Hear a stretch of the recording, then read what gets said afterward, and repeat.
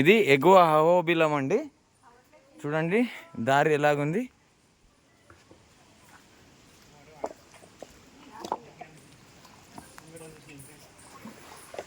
రమ్య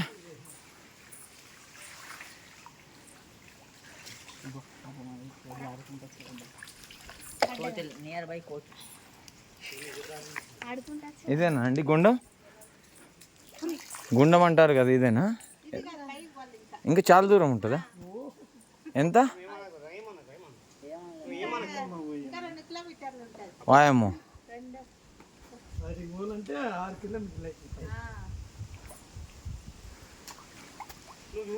చూడండి జ్వాలా నరసింహస్వామికి వెళ్ళాలంటే ఒకసారి మీరే చూడండి. దారి ఎగువ అహోబిలం అండి. ఈ దారి పొడుగున మనం వెళ్ళాల్సి ఉంటుందండి.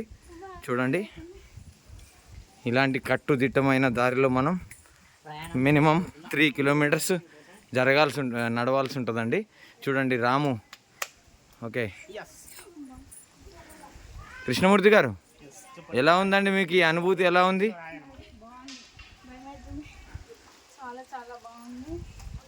రేఖ గారు, మీ అనుభూతిని మీ మాటలలో తెలుపగలరని.